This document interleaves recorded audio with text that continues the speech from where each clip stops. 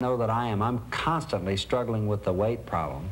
What you can do is you can say, as I achieve each step of the way, I'm going to get a certain kind of a reward. Now again, I know this is a little bit trite, but let's just say that my goal this year is to lose 15 pounds.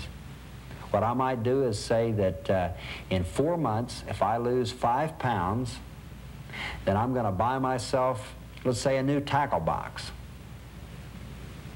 And the tackle box that I've got, I've had it for years, and it's just one of those things that I've just never really gotten around to getting another one. But if I'll equate in my mind that I'm going to lose those 5 pounds, and I'm going to treat myself to a new tackle box. It doesn't have to be something very expensive. It could be something just kind of insignificant.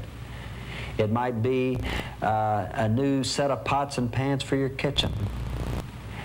Take anything that you're trying to do. A good way to motivate families toward achieving goals is to take a weekend outing, a canoe trip, a retreat, or a ski vacation. You know, if we can save this amount of money over our budget and then continue putting that aside in a savings account, let's continue saving, and we've always wanted to go to Colorado on a ski trip. Now what that does is that gets everybody seeing that there's a reward mechanism. Something good's going to happen to everybody if we can achieve our goal. And that's what we're trying to do. We're trying to give ourselves a set of rewards. Now, one of the things that keeps me going, I travel a lot. I conduct seminars and work with people around the country.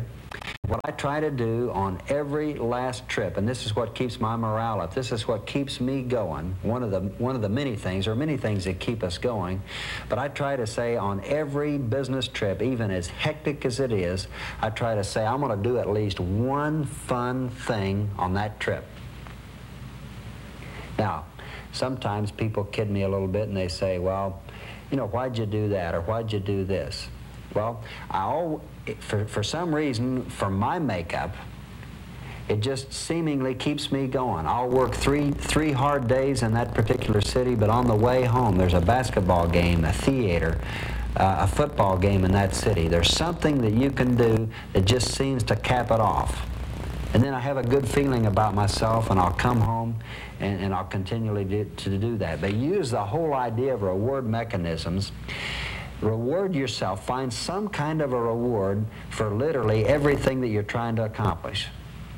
And if you'll do that and get other people involved in the rewards, it's going to help you stay on target. Now, one last thing as we conclude all these ideas on strategic planning and a personal planning is you've got to have somebody help you monitor progress. You got to pick out somebody, write somebody's name down that you want to come to at least 2 or 3 times a year and say, here's how I'm doing. If you don't monitor and find a way to tell someone how you're doing, will tend not to be accountable and report back. You've got to come to people and say, here's how I'm doing toward achieving my overall plan. And that's where the strength of this entire planning outline comes from. If you've got a copy of your strategic planning outline, you want to review that with somebody and let them monitor progress. Let's go back and just go through a real fast review on everything that we did. Let's be sure we see the concept from the beginning to the end. Remember, we started out and we said, I need to get to know myself better. We worked on the concept of a foundation. How do I view myself? How do other people view me? What's going on in the world around me? Staying up to date on facts, reading the newspaper, watching the television, knowing what's going on in the world. We've taken a look at our strengths and our weaknesses. We've tried to say, who are the people around us that can help us achieve our plan? Then we've taken that forward-thinking look. We've looked out there 5 years and we've said, where do I want to be in the future? We've backed that up to the first year and said, well, if that's where I'm going to be, then here's where I've got to be at the end of the first year. Then we've come back and said, now, what are some of those obstacles that I've got to overcome? We've gone to the trouble of listing those specific obstacles, and we've developed a game plan at attacking those obstacles.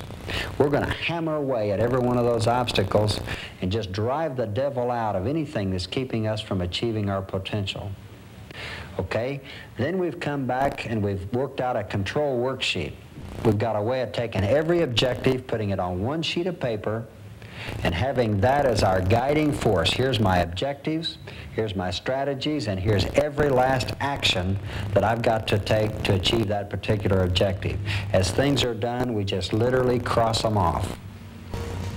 Now we've come along and finally then concluded every step of the way. Here is a reward system. Here's some things that I'm going to do to reward myself to finish.